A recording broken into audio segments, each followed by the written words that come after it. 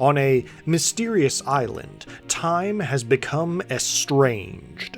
A single day is lived over and over with no patience for mortality or redemption. While some see this situation as an excuse to party, others recognize it as an eternal purgatory and will do whatever it takes to escape from the cycle once and for all.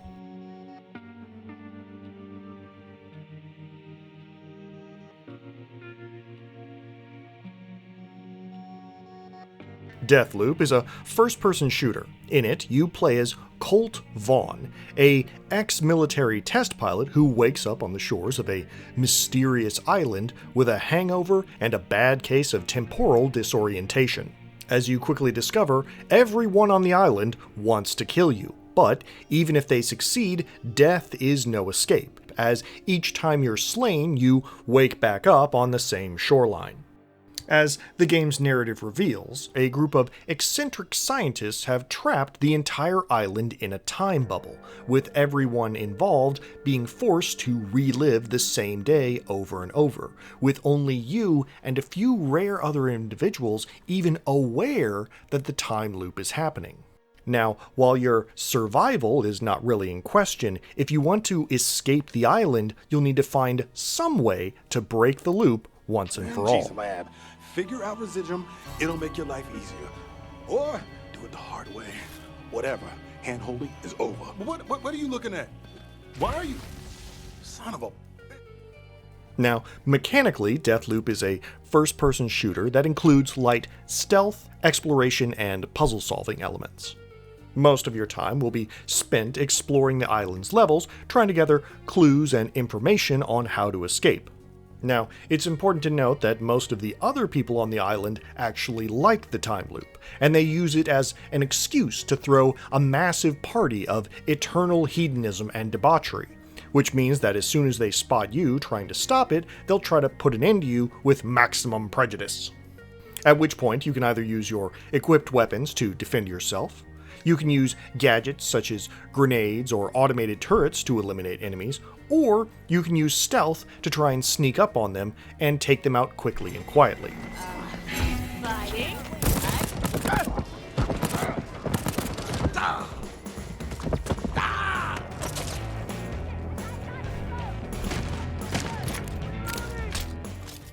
You also have a kit-bashed little device called a hack-a-majig, which can be used to open locked doors or reprogram security turrets within a certain radius. Looks like a Lexus. Unfortunately, it's not gonna help me. Better keep looking. Defeated opponents will drop ammo and weapons that can be added to your arsenal, and occasionally attachments that can be used to improve your weapons and gear. You can also explore the environment to find secrets, unlockables, hidden caches, and upgrade points. Now, while most of that shooting, stealthing, and puzzle solving should be fairly familiar for fans of first-person shooters, the game's progression systems are noticeably unusual, mostly because that's where all the time travel shenanigans take place. The game explains early on that you can't just break the loop by running away or even by blowing up the time machine at the center of the island. Instead, you need to eliminate 7 bosses who control the island and who are tied to the machine. Now, there are 4 different levels on the island where the bosses can appear, but there are also only 4 time periods: morning, afternoon, evening, and night, which means there's no way to get them all before time resets.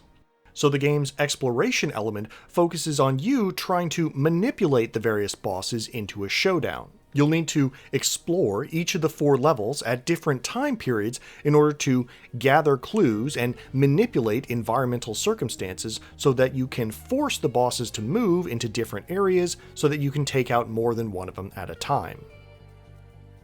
An additional complication is that the bosses also have special powers that they got from their mad science experimentations. Defeating these bosses will allow you to claim these abilities for your own, and they can range from telekinesis to invisibility to teleport, and equipping them allows you to customize your playstyle and give you more tactical options in stealth and combat.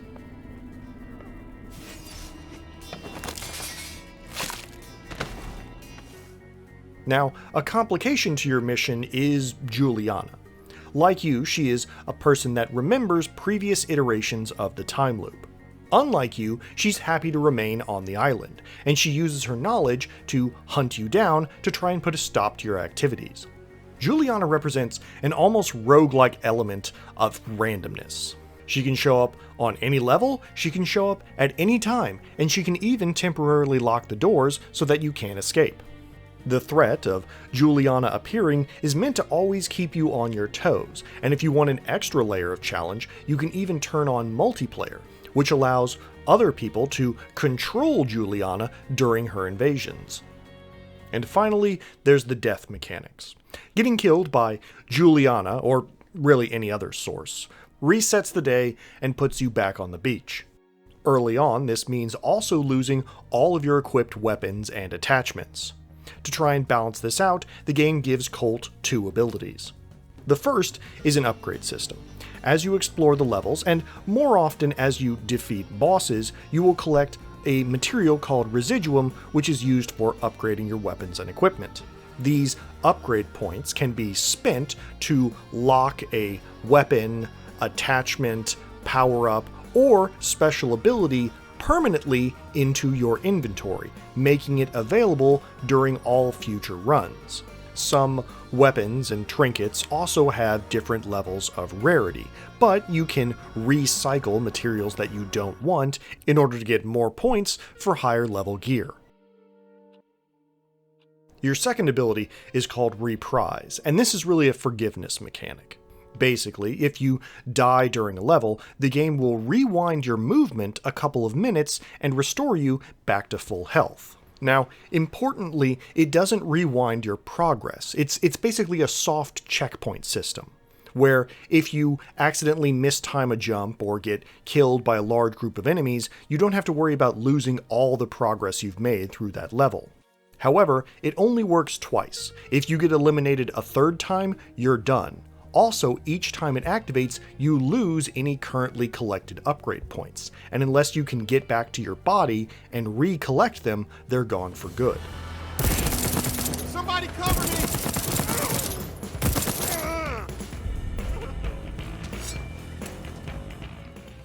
Now, normally at this point, I'd like to take a moment to distinguish between the good and bad elements of the game, but Deathloop is an experience that's really hard to extrapolate upon.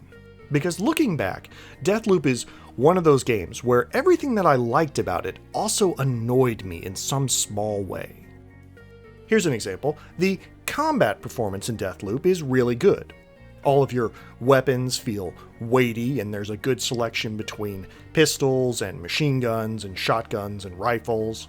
Movement is very responsive, and it's easy to switch between your weapons and grenades and melee attacks and your special powers, which allow you to control the flow of combat. It is, overall, a fun experience. And yet, there were a number of small things that annoyed me.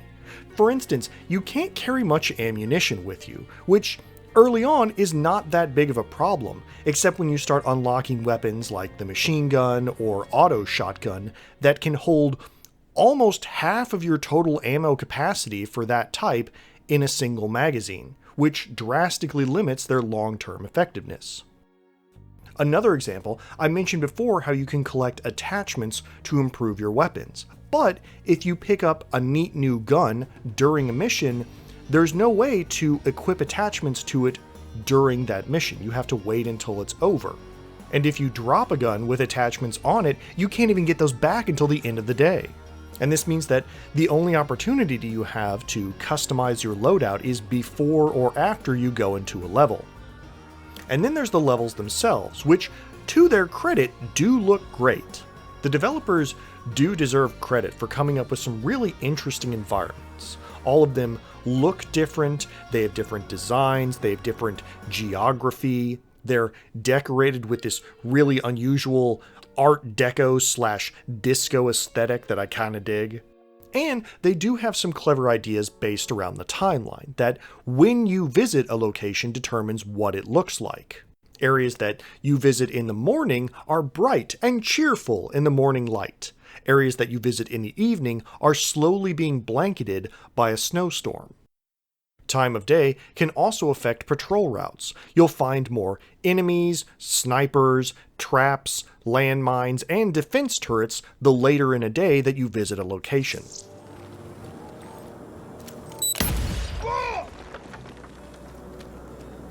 But at the same time, there's no way of getting around it. There are only 4 levels in the game. And the core concept of the game, of being stuck in that time loop, means that, by design, you're going to be playing through those levels over and over again. You are supposed to backtrack and replay through levels in order to gather all the clues and codes and ciphers that you need to unlock new areas. And as long as you're making progress, it's not that bad. But if you're like me, sooner or later, you're going to go somewhere where there's nothing happening and realize, oh, I went to the wrong level. Oh well, better leave and then restart the entire day so that I can go where I actually needed to. And it's that kind of backtracking that's miserable. Another good example of the kind of thing I'm talking about is your special abilities. As mentioned before, as you defeat bosses over the course of the game, you'll be able to collect and unlock various special powers. And these powers can do different things like give you telekinesis, or a temporary shield, or allow you to eliminate multiple enemies at the same time. But one of the abilities you can unlock is called Shift, and it is a short-range teleport. That is, without exaggeration, one of the most useful powers you can get in the entire game.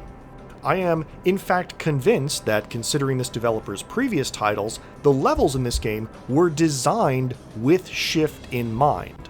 Because there are so many areas in the levels where there are buildings with multiple floors, or raised platforms, or hidden compartments that are only accessible with teleportation. If you're trying to do a stealth run, it's borderline necessary, because it allows you to quickly move around the environment, blast yourself onto a rooftop, or just teleport directly behind an enemy without them even noticing. And even if you're not doing a stealth run, it's still incredibly helpful, being able to quickly move yourself around the environment and jump between pieces of cover. And the reason that I'm putting so much emphasis on your Shift ability is because you only have 2 slots in your inventory for special powers. That by itself is already kind of limiting on what kind of combinations you can play around with, but when one of your 6 powers is something so fundamentally useful as teleport, it becomes really restrictive as a result.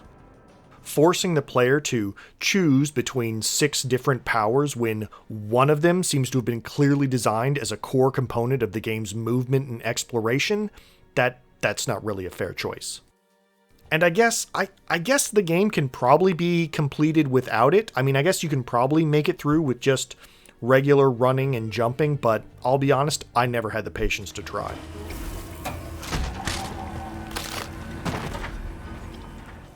But probably the best example of what I'm trying to explain about how the game's different elements mix both positive and negative is Juliana herself.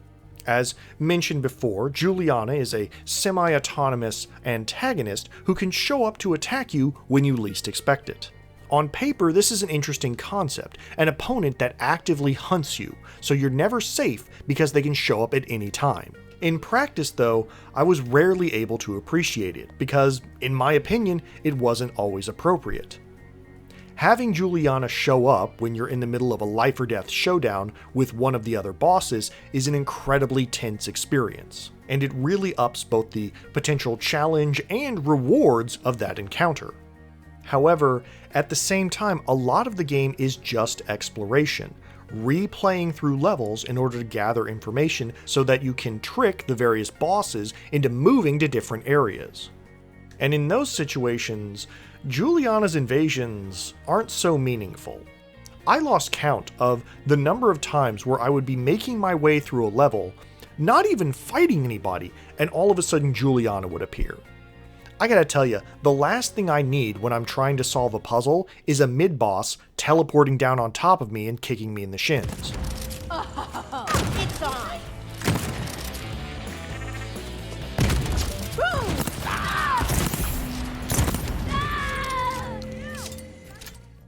Ultimately, this is a tricky resolution for me. There's a lot to like about Deathloop.